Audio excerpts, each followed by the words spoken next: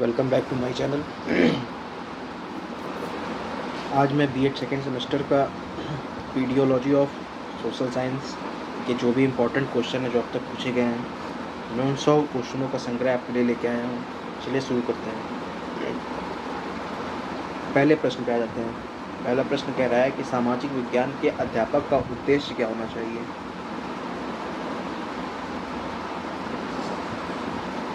इसमें ऑप्शन है सामाजिक समरसता का विकास, जो कि सही है। सामाजिक विज्ञान में नव निर्माण करना, ये भी सही है।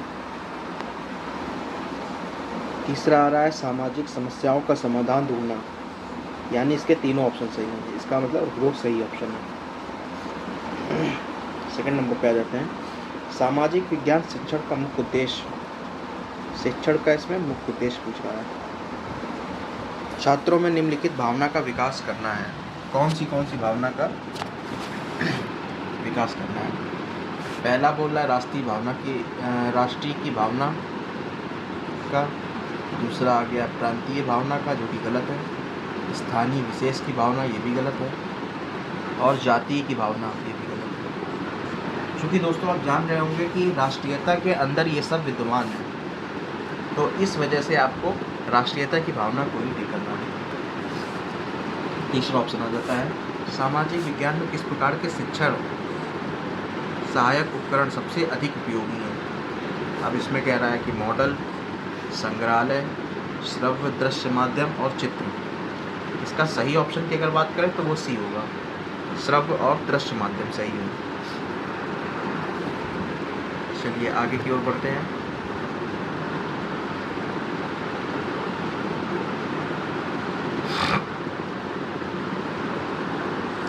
चौथे पे आ जाते हैं। कह रहा है कि सामाजिक विज्ञान शिक्षण की मुख्य समस्या है। पहला क्या है, परंपरागत शिक्षण पद्धतियाँ, सही है। पुस्तकालय सुविधा का अभाव, ये भी एकदम सही है। और सी ऑप्शन कह रहा है कि अप्रशिक्षित शिक्षक, ये भी सही है। इसका मतलब इसके चारों सही है। पांचवा ऑप्शन पे आ जाते हैं। पांचवें क्वेश्चन पे निम्नलिखित में से कौन सी शिक्षण विधि का उपयोग सामाजिक विज्ञान शिक्षण के अंतर्गत नहीं किया जा सकता है। शिक्षण विधि का उपयोग नहीं किया जा सकता। दोस्तों ध्यान देंगे कि नहीं लिखा है इसमें। पहला है ऑप्शन कहानी कथन विधि, परियोजना विधि, प्रयोगशाला विधि और व्याख्यान विधि। तो दोस्तों इसमें नहीं किया जा सकता है, तो प्रयोगशाला विधि नहीं होती है। इसमें किसी प्रकार की कोई लैब नहीं होती है। अगले क्वेश्चन पे आते हैं।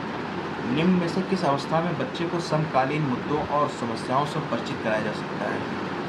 तो इसमें है प्राथमिक अवस्था, उच्च प्राथमिक अवस्था, या सी कह रहा है कि ए और बी, और डी कह रहा है इनमें से कोई नहीं। पहला ऑप्शन में है प्राथमिक अवस्था। क्वेश्चन को जब हम लोग एक बार दोबारा से देखते हैं। क्वेश्चन में कह रहा है कि निम्न में से किस अवस्था में बच्चे को समकालीन मुद्दों, अच्छा ठीक है, कह रहा है कि बच्चे को समकालीन मुद्दों और समस्याओं पर से परिचित कराया जा सकता है। तो देखिए प्राथमिक अवस्था में तो बच्चा इतना समझदार नहीं होता है, गलत हो गया। तो चूँकि ये गलत है, इस वजह से ये दोनों भी गलत हो गए, और ये भी ऑप्शन गलत है, इनमें से कोई नहीं। इसमें यही ऑप्शन सही है, उच्च प्राथमिक अवस्था वाला।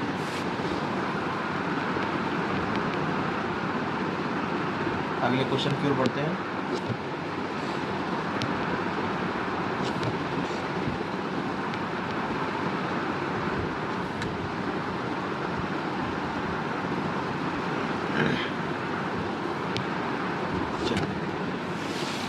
सूक्ष्म शिक्षण के उद्देश्य हैं। माइक्रो टीचिंग के उद्देश्य पूछ रहा है। टीचर प्रशिक्षु में नए कौशल का विकास करना, ठीक बात है। एक टीचर प्रशिक्षु को शिक्षण में विश्वास करने योग्य बनाना, ये भी सही है। एक टीचर प्रशिक्षु को कई शिक्षण कौशल में योग्य बनाना, ये भी सही है। इसका मतलब उपरोक्त सही ऑप्शन है। अगले क्वेश्चन पे आ जाते हैं। कौन सी शिक्षण विधि करके सीखने का अवसर प्रदान करती है। पहली है कहानी विधि, ये गलत है, इसमें कहानी सुनाई जाती है। परियोजना विधि, व्याख्यान विधि, ये भी गलत है। तो इसका सही ऑप्शन है परियोजना विधि। परियोजना के माध्यम से ही सीखने का अवसर प्रदान होता है।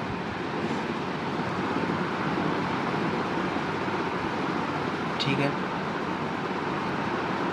9वें पे आ जाते हैं। सामाजिक विज्ञान शिक्षण में परियोजना विधि के संदर्भ में कौन सा कथन सही नहीं है? यह उपयोगितावादी दृष्टिकोण से प्रेरित है, यह शिक्षार्थियों को खोजी बना देता है, यह पूर्ण रूपेण एक शिक्षण केंद्रित विधि है, यह स्वनिर्देशित क्रियाकलापों द्वारा अधिगम को मानती है। ये तो गलत है। यह उपयोगितावादी दृष्टिकोण से प्रेरित है, ये भी गलत है। यह शिक्षार्थियों को खोजी बना देती है, ये भी गलत है। तो ये सी ऑप्शन ही आपका सही है। यह पूर्ण रूपेण एक शिक्षक केंद्रित। 10वें ऑप्शन पे आ जाते हैं। कह रहा है कि विद्यालय में शिक्षक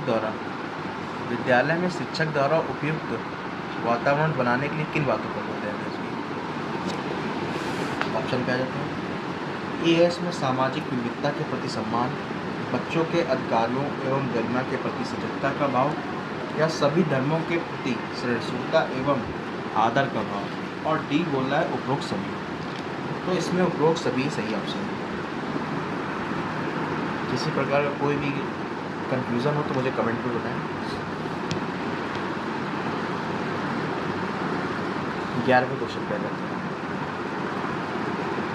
कह रहा है कि सामाजिक विज्ञान से संबंधित समसामयिक विषय का ज्ञान दिया जा सकता है। किसमें दिया जा सकता है? वाद विवाद प्रतियोगिता द्वारा, प्रश्नोत्तरी प्रतियोगिता द्वारा, दैनिक समाचार विश्लेषण के द्वारा, या फिर उपरोक्त सभी। तो इसमें उपरोक्त सभी सबसे बेस्ट ऑप्शन है, क्योंकि ये सभी चीज़ें समसामयिक विषय का ज्ञान देने में आवश्यक है। 12वें पे आ जाते हैं। सामाजिक विज्ञान के अध्यापक का सबसे अधिक आवश्यक गुण कौन सा है? तो दोस्तों, सामाजिक विज्ञान के अध्यापक का सबसे अधिक आवश्यक गुण है अधिक शिक्षण डिग्री, व्यक्तित्व और इच्छा शक्ति, या फिर बच्चों की समझ। देखिए, अधिक शिक्षण डिग्री ये तो नहीं हो सकता है, व्यक्तित्व भी नहीं होगा, और इच्छा शक्ति। सबसे ज़्यादा इम्पोर्टेंट बच्चों की समझ ही है, क्योंकि अगर बच्चों की समझ नहीं होगी तो फिर ये सब कुछ भी हो, ये सब बेकार है। चलिए अगले क्वेश्चन के ऊपर आ जाते हैं। Question number 13। समाचार पत्र कैसी शिक्षण सामग्री है? श्रव्य दृश्य या फिर इनमें से कोई? आपको पता होगा कि समाचार पत्र को केवल देखा जा सकता है, पढ़ा जा सकता है, वो सुना ही नहीं देता है, तो श्रव्य नहीं होगा। तो चूँकि ये श्रव्य नहीं होगा तो ये दोनों नहीं होंगे, तो ये भी गलत है। तो ऑप्शन आपका केवल बी है, दृश्य।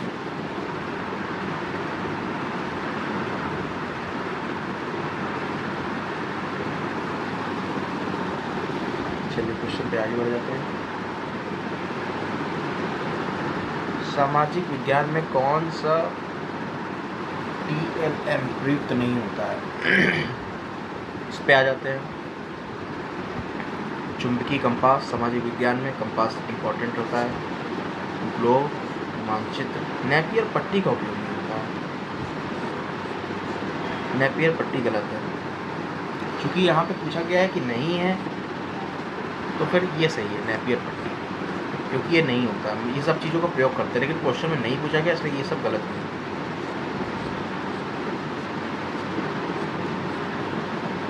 ऑप्शन डी सही होगा, नेपियर पट्टी।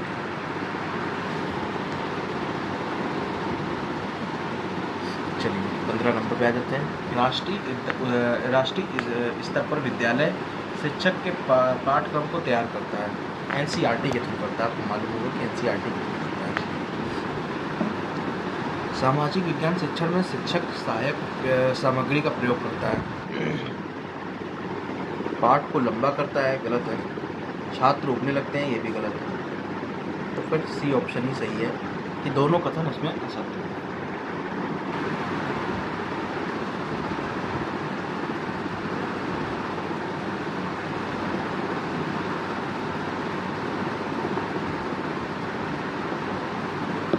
सामाजिक अध्ययन विषय सामाजिक विज्ञान विषय में निम्न प्रकार भिन्न है। विषय वस्तु उच्चतर है, विषय वस्तु समान है, विषय वस्तु निम्न स्तरीय है, या उपरोक्त में से कोई सा नहीं। देखिए, विषय वस्तु अगर उच्चतर होगी तो फिर ये भिन्न नहीं होगा, तो ये गलत है। विषय वस्तु अगर समान होगी तो भी नहीं होगी, विषय वस्तु का निम्न होना ही जरूरी है। 18वें पे आ जाते हैं। सामाजिक विज्ञान के पाठ्यक्रम निर्माण का आधार क्या होता है? देखिए, किसी भी पाठ्यक्रम को बनाने में उसमें हर चीज़ को इंक्लूड करना होता है, मनोविज्ञान, दर्शन, समाज, इनमें उपरोक्त सभी ऑप्शन होगा, क्योंकि ये सब चीज़ें उपयोगी होती हैं। कह रहा है कि निम्न में से कौन सा पाठ्यक्रम का प्रकार नहीं है?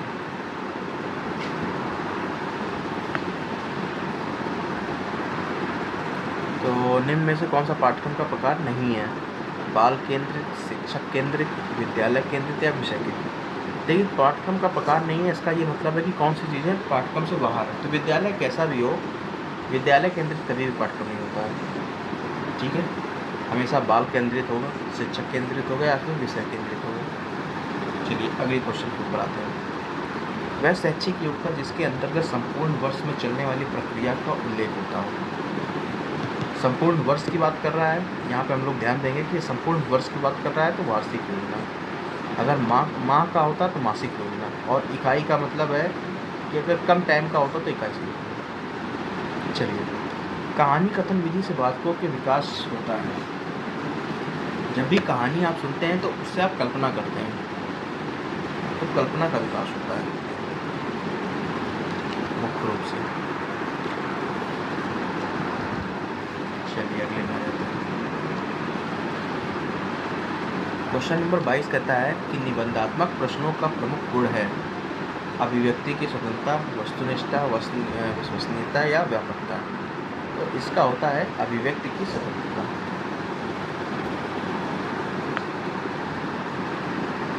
शिक्षण प्रक्रिया में मूल्यांकन आवश्यक है। पाठ्यक्रम में सुधार के लिए, छात्रों की उपलब्धि का स्तर जानने के लिए, शिक्षण कार्य में सुधार के लिए या फिर उपरोक्त, ये सभी कारण जो है मूल्यांकन में आवश्यक होते हैं, इसलिए इसका ऑप्शन होगा बी, उपरोक्त।